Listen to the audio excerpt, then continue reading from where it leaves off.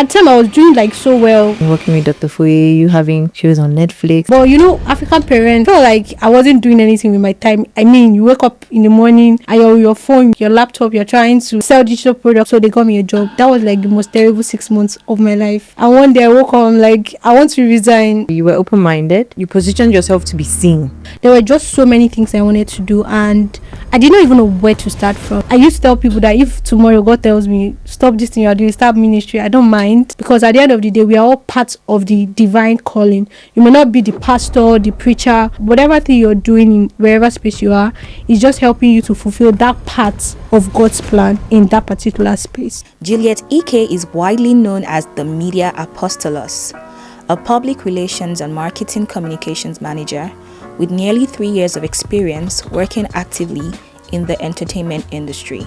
As an experiential marketing strategist, JULIET designs memorable brand experiences, from song releases and album launches for artists to brand pop-ups and creative conferences for CEOs, high net worth individuals, executives, founders, and business leaders, all with the goal of creating lasting emotional impressions on audiences. Beyond the skills and expertise, she brings a genuine heart for service, a commitment clearly reflected in her work over the past 2 years in supporting the growth of the creative economy. So imagine you are starting off on your own lane and you have had a background in something based on science, and you see you want to switch. You know that you're supposed to switch. You know that, okay, maybe you started off in a particular lane, but you would love to switch from one lane to another. And that's very fine, of course, you know that. But you want some tips, you want some guidelines, and you want to learn from someone who has actually done that. Welcome to today's episode. Today's guest with us is someone who started in science and has switched and has done fantastic work over the past 3 years, if I do say so myself. But we are so honored to have her on today's episode, and we know you're going to enjoy it. We have with us JULIET IKE. Hi everyone. Welcome to OnHerOwnLane, the pod. We're so happy to have you today, and I'm very, very, very excited for our conversation because I was in science as well, and okay, I'm still of course in science field, but you switched. You went from science to media with no background or knowledge whatsoever. I mean, what mindset shifts did you have to undergo for you to even, because switch is not even easy. Let's not start from that. It's not, you don't just wake up one morning and say you want to switch and then it just goes bam, and then you're able to even have that access, and then you're able to grow, and then you're able to achieve success. Now we know it's the grace of God, but what exactly was the mindset behind it? What kind of mindset shifts did you have to go through for you to move? And in case there's anyone, and I'm sure there are people on this pod that would love to hear from you and learn what exactly it is you did then. Thank you very much for having me. Actually, social science is not sciences. Oh, social science. Yes. Cool. So I studied sociology in school. Okay. And that was a course I actually chose because I did not have any other option. Was the jam form was out of it? No, really jam. It was my work, and I did not want to sit for another. And so I just decided I wanted to do that. I wanted to study economics. Okay. Because I felt like economics was just cool. Okay. But, I found myself in sociology, and sociology has to do with studying people, interaction and all. And I feel like my course kind of gave me an insight into the outside world, even though at the time, I didn't really know what I wanted to do with it. I just felt like, okay, I would look for a job that would allow me to work. I feel like the trajectory of my life changed after, when I was in my 300 level. I just figured that I wasn't contented. When you get to that point where you're not satisfied and you know something is wrong, I know there's something more to yourself. And that was just how I was just searching, to be honest. I'm a Christian, so I remember I prayed for 5 days. I did prayer fasting. Really? God just showed me. You went to the mountain. Just tell me what it is. And at the time, because my journey with faith wasn't really that strong. Okay. Right. So I was just trying to figure things out, but I just understood the fact that God can speak to you. Yeah. I know that I wasn't at the level where God would speak to me auditions, audibly. How you are. Yeah. So, but through scriptures, I was able to find purpose, and I think that's one of the things that's been driving me till now. So it's not necessarily there's one particular thing that I just want to do. It's just me saying, okay, what is God saying, to do right now. So how have I switched? I think that was in 2020. I think 2020 was just like a leveler, to be honest. It just brought people from different sectors and, made them start thinking in a particular direction. So before then, I was deep into community service, community social works. Okay. And at the time, I figured that I could not survive with social works. Yeah, I'm passionate about helping people solving social problems, but it's not enough. And that was when I started learning about digital marketing. I even taught some people like different digital skills. And from there, 2022 years, that was when like everything just changed and I found myself in media. I got an opportunity to come and work in Lagos as a marketing communications executive. The person actually found me on LinkedIn. So I don't even know the confidence, At the time, I felt like I wasn't doing so much. Yourself. Oh, yeah, actually. So and that was how I started working there. And because of my interaction with the creatives that use this space, because they have like this creative hub. Okay. So I was the one like managing the whole thing. And with my interaction, I was just like, I think there's something here, and that's just been it. Like that's just been my journey. So I wouldn't necessarily like say that there was a particular thing that happened that made me switch. Right? It's just thinking towards the creative economy. Okay, trying to think through like the trajectory of my career. What am I supposed to do? How will I stay relevant in today's economy? And that was just what happened. I'm not used to being in that traditional space of saying, oh, this is just it, right? I used to tell people that if tomorrow God tells me, stop this thing you're doing, start ministry, I don't mind. Yeah. So far, it's just, it's in line with what God is saying per time. But I'm not saying that you should start ministry anyway. Yeah, so that's basically it. That's just been like my career journey. I think the 3 takeaways I got from what you just said, which are you were open-minded, because even though you were positive, even though where you were enjoying where you were, but you were also open-minded. And then you positioned yourself. You also positioned yourself on LinkedIn. Yeah. So you positioned yourself to be seen. That's another key takeaway. And then the third one is, of course, your faith. You were listening to God. You were obedient to His word and His instructions. So very, very thank you. Beautiful takeaways. So, like I said, we're thrilled to see your accomplishments over the years. I mean, working with Dr. Foye, you having shows on Netflix. I mean, come on, you deserve your flowers. Please take your flowers. Thank you. Some experiences, because it wouldn't have all been rosy. It wouldn't have all been rosy. What were the challenges that you were able? So, in case someone is thinking of going through this, what are the challenges that you faced, and how were you able to overcome them? I think one of the challenges I faced was clarity. Like I was stuck for a while. Like I didn't know what exactly I wanted to do. There were just so many things I wanted to do, and I did not even know where to start from. So let me start from the part where.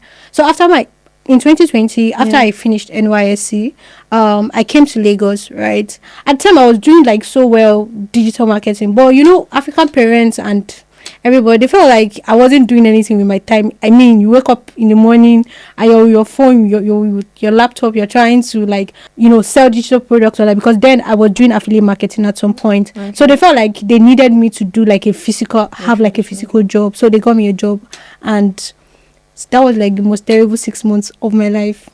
And one day I woke up, I'm like, I want to resign. I feel like I've known my family so much to say that you did it with love.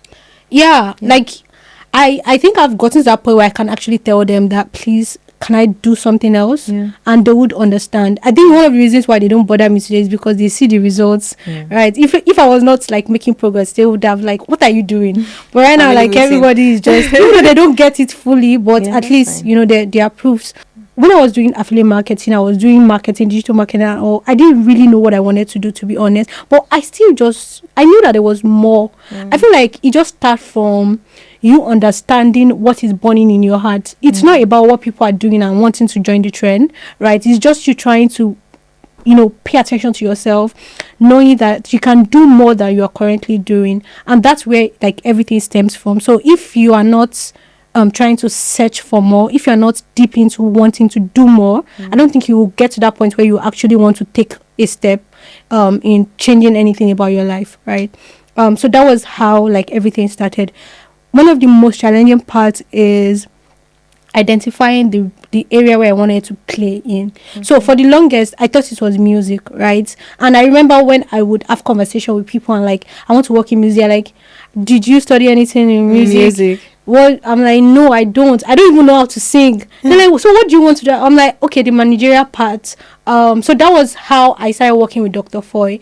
I started following him online, and I was just like, who is this man? You know, he posts a lot of content around entertainment, creative thinking, thought, like something just around making you think through mindset shift. You know, exactly. So when I started following him, and I saw opportunity to be part to volunteer for Energize Music, and it was true volunteering. In fact, from the very first call we had, it was like, Media Apostolos, I think I know you. Yes, by the way, that is her nickname, the Media Apostolos. Actually, yeah. You're going to talk about how you got that name. Actually, I will. So that was just his. He just took interest in me because the way I was having like conversation with him. He's the kind of person that if he sees that you are interested, like you are committed to what you're doing, he would like pick an interest in you. And I still work with him, but not like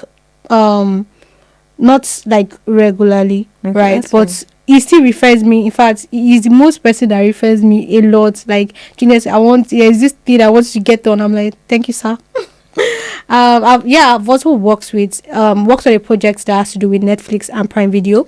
So I currently work with an agency, and we do marketing communications. We do PR as well. I work with them as a PR manager, and that was how I got the opportunity to work on that project. So it's an Inkblot film production, and it happens to be a film that went live on or was released on Netflix and Prime Video.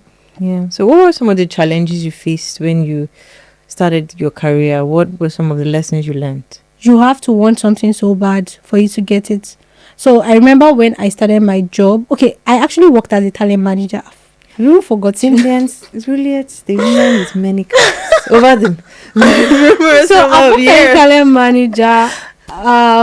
With, I don't know if you know Toyosi at Young. So a company, I worked as a talent manager there. And that was where, like, I think that was like the place where I actually started learning intentionally, because you know, from the very first day they hired me, they started giving me jobs, like projects to work on, and that was how I just knew that, see, I'm interested in this thing. I need to be open-minded to learn, right? So I feel like that's where it starts from. You have to be interested in it. I had to also ask myself, am I doing this just for the money? I don't think it's just for the money, because if I'm to consider what I'm being paid, I feel like I would not want to do it, to be honest. But it's not just for the money. But also I'm getting to that point where I can now like tell people this is what I want to charge. Currently, I'm on an artist team as a marketing manager, and like when we had conversations, she knew that, oh, this girl, she knows what she's doing, and we've worked on like 2 projects already. So it's not something that you can just formulate. You just have to be there, right? If you're interested in it, it will show in your commitment to it. It will even show in how much you want to learn about it, because I'm currently a student also at MBA, Music Business Academy for Africa. So that's just like taking me through that entire process. So it's not just me saying, oh, I want to work in media. What are you doing to get into this space? Because there are lots of people that are doing amazing things in this space already. So to stand out, you have to do something extra. Yeah, do you get? So that's just it. How do you stay focused and, you know, stay ahead of the game in this because you just said in media, you know, there are a lot of people in this fast-paced industry like media. How do you stay up to date? How do you stay current? And then also, how do you stay true to your faith and your values? Because media is media. Yeah, we all know media. So how do you stay true to a woman on her own lane in faith who is following the will of God? I'll start with the second one. How do I stay true to it? I know why I'm in this space. I'm not in this space just because I want to make money. From the very onset, when I knew that God wanted me to work in that space, I knew that there were things I wouldn't be doing in this space. There were, in fact, at a point, because there was this actor we worked with when I was with Toyosi's company. There was this actor we worked with, and they would tell us, go and research about alcohol company. I'm like, I don't really know alcohol companies, right? So it was hard, right? I've gotten to different points where I'm like, I don't want to work on this project because it's against what I believe in. So I know that I'm not in this space because I want to be in this space. There's something God has called me to do in this space. So it has guided me more in making decisions, right? Even the kind of people that I surround myself with in the industry. I'm not trying to just hook up with people and like because they're already there and I want to be in their space. No, I'm just like, okay, what's this person doing? Are they in the direction where I'm going? Are they going where I'm going? And I'm like, okay, let me try to walk closely with them. So what was the first question? How do you ensure that you are up to date with the way media is fast-paced? I think it's just by keeping your heads on the ground and research as well. Like I do a lot of reading, like going online, checking out things. I'm always, even when I get, for instance, I use Twitter a lot. Right? I don't tweet like that, but I use Twitter a lot because it helps in terms of information, knowing what is going on, current, just staying ahead of the game. Because for you to be able to work on certain projects, these projects might be very urgent. Like, for instance, my line manager can just come and like, Juliet, I'm sending you a brief. Like, you have to know something in line with what the work that is given. Do you get? So I have to always stay ahead of the game. And one of the ways I do that is through social media, even though like, is a struggle sometimes. You can get distracted and all, but I think that has helped me to like just stay current and also try to like meet up with people that also work in this space, trying to ask questions. I'm in a PR community. I see when conversations, sometimes there are some things happening and they're like they bring it to the group, discuss about it, and they're like, okay, if you are the one managing this brand, what would you do? How would you position them better to solve this crisis that is going on? And also that just helped me stay relevant, so to say. Yeah, that's why you've been able to achieve so much in the past 3 years. You guys. But I love the fact that you're open and you've been able to, at least one of the things that we and I have taken from this conversation is the fact that you were willing to learn from so many different resources, and you went from one level to another. You were not, you were open-minded. And then from every single step, you were taking something from it. You were not looking at it as always just one thing. This is where I am right now. Let me take from this to learn and grow. And that's really nice. Thank you. It's really good. Thank you for sharing. So one of the questions I like to ask all my guests is, what does success look like or mean to you? I feel like success is individualistic. Okay.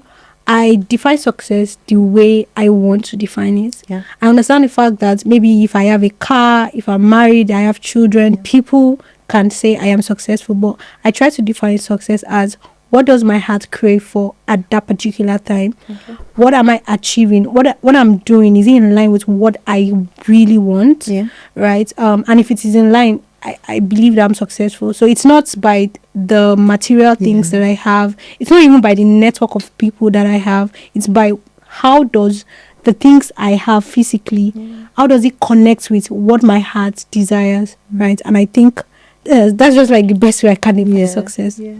I love the fact that success means different things to different people. So thank you so much for sharing what it means to you, Juliet. So would you just have like one word of advice for, you can look into the camera and just share to someone who is about to start this media journey? This is someone that's a Christian, believes in the will of God, and is contemplating, how am I going to stay true to my faith and my values on this lane? So just a short advice, word of wisdom and encouragement to the person. Clarity is a journey, it's not a destination. You may not know like the next thing to do right now, but I feel like when you take the first step, it's going to lead you to the next one.